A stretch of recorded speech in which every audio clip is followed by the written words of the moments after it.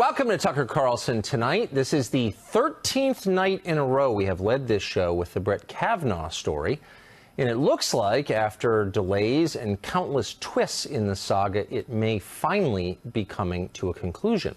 The FBI investigation, the one that Senator Jeff Flake demanded last Friday, appears to be wrapping up. A final vote could be held this weekend. That's what they're saying.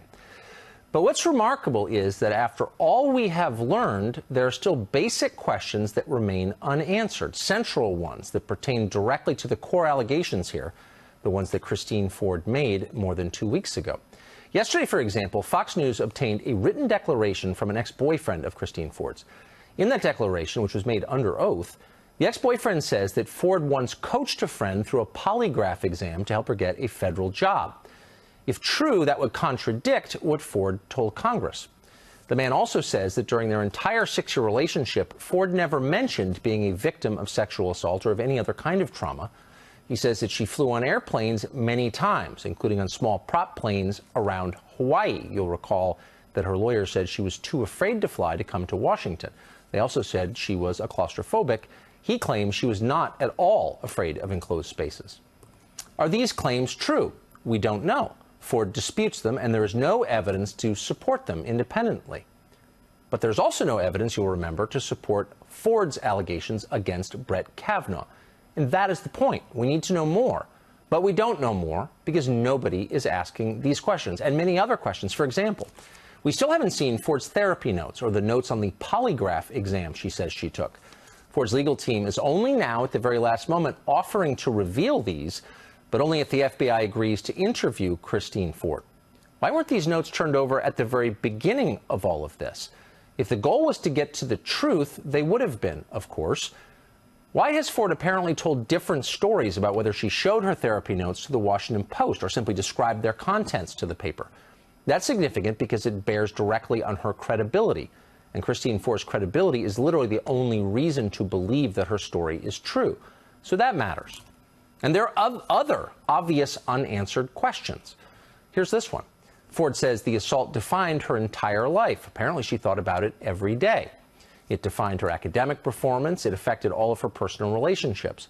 And yet she says she told not a single other human being about it for fully 30 years. How can that be? Well, here's an idea. In a Washington Post profile, Ford says that she, quote, came to understand her assault and its significance during a psychotherapy session.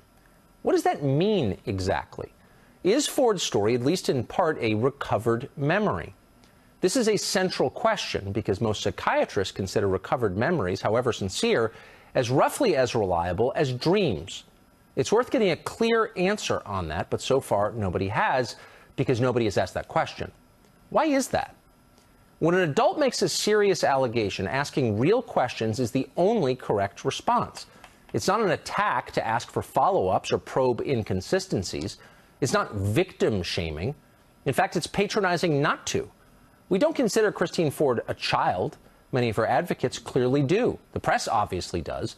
Instead of gathering facts about this story, they are busy moralizing and lecturing the rest of us about how Brett Kavanaugh's very existence proves that an entire class of people is evil.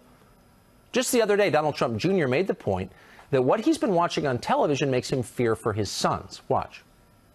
And when I see what's going on right now, it's scary. Who are you scared most for, your sons or your daughters? I mean, right now, I'd say my sons. I mean, I want to bring my daughters up to be tough, but every situation is different, but I would hope that they would act if something terrible like that happened. But when the other side weaponizes it against men and says, 40 years later, we can bring it up, and you did something in high school that no one remembers, but it should disqualify you from ever doing anything again, it really diminishes the real claims.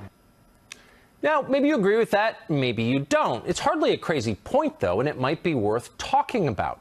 But no, over on CNN, they took those remarks as a cue to once again attack an entire ethnic group on the basis of ethnicity. Watch this. Every night, I cry myself to sleep over the fate of white men in America.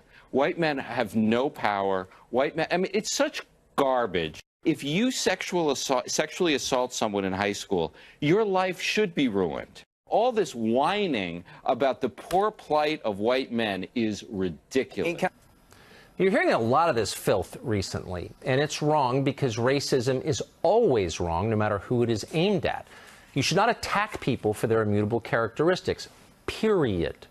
We have made that point consistently again and again over the past 2 years on this show. You shouldn't ever reduce people to their skin color because they're much more than that. You ought to treat people as individuals, unique human beings, not faceless members of a tribe sorted by hue.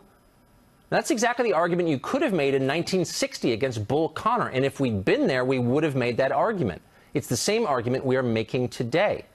It was true then, it is true now, it always will be true. Now, you wouldn't think you'd have to say something that obvious in a developed country, one that literally has a statue of Martin Luther King on the National Mall. But we do have to say that. We have no choice. And for the crime of arguing against racism, we are denounced by the left as, yes, racists. Well, that's insane. In fact, it's Orwellian. It's the mirror image of the truth. But there is a reason that they are saying it. Our elites stoke race hatred in order to divide this country against itself. People are easier to control when they are divided into tribes sorted by color. It is that simple. It is also that evil, just like the racism they are peddling to you. We will never endorse that against any group at any time, period. I thank you. God bless you, and may he continue to bless the nation that has showered this land with love for more than 2 centuries. Thank you all. God bless you all.